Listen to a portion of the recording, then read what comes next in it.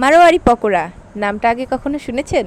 আমিও কিন্তু শুনিনি, আজকেই প্রথম শুনলাম, তাও আবার আব্বুর মুখে। আমার আব্বু যেহেতু অনেক বছর প্রবাসে ছিল, তার এক কলিগ ছিল ইন্ডিয়ান, তার কাছ থেকেই আব্বুর এই পকোড়াটা শেখা। তো আব্বুর মুখ থেকেই শুনে নেই এটা কোন দেশের মানুষেরা খায় এবং তারা কিভাবে এটা বানায়। ইন্ডিয়ান কেরালার পাকোড়া, মারোয়ারি লোকেরা এইটা বানায় এবং তারাই এইটা খায় বেশি। তো শুনতেই তো পেলেন আব্বুর মুখে রেসিপিটার নাম। তো আসসালামু আলাইকুম এভরিওয়ান, ওয়েলকাম টু কণিকার কারবার। আশা করছি আপনারা সবাই ভালো আছেন, আমরাও ভালো আছি। আজকের এই রেসিপিটা আব্বু বানিয়েছিল আমাদের জন্য ইফতারের আইটেম হিসেবে।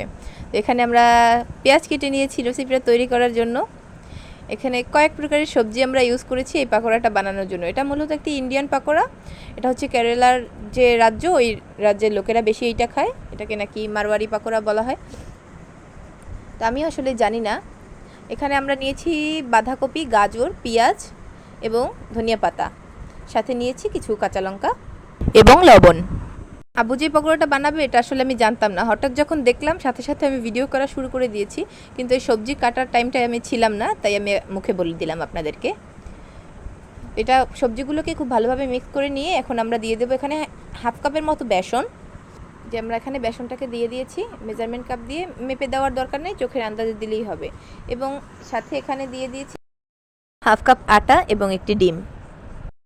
আজকে সম্পূর্ণ ঘরে থাকা উপকরণ দিয়েই আমরা এই পকোড়াটা বানিয়েছি।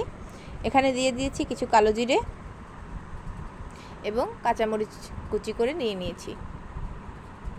এবার এটাকে খুব ভালোভাবে হাত দিয়ে মেখে নিতে হবে। এই টিপসগুলো ফলো করে আপনারা এভাবে যদি বানিয়ে নেন তাহলে খুবই মজা হবে খেতে। সাথে এখানে দিয়ে দিয়েছি হাফ চা চামচের মতো বেকিং পাউডার এবং সামান্য পরিমাণের পানি দিয়ে আমরা এটাকে খুব ভালোভাবে মাখিয়ে নেব। এখানে সব কিছুই আব্বু নিজের হাতে করেছে। এবারে আমরা একটা কড়াইতে ডুবো তেল গরম করে নেব এবং পকোড়াগুলো এভাবে হাত দিয়ে ছেড়ে দেব। এই পকোড়াটা দেখতে ঠিক ততটা সুন্দর হয় না, কিন্তু খেতে অসম্ভব মজা। বাইরেটা যেমন ক্রিস্পি থাকে, ভিতরটা একদম সফট, একদম নরম। একে একে এখানে পকোড়াগুলো আব্বু দিয়ে দিচ্ছে। আব্বু বাইরে থাকার সুবাদে আমরা মাঝে মাঝেই আব্বুর হাতের মজাদার মজাদার রান্না খেতে পারি।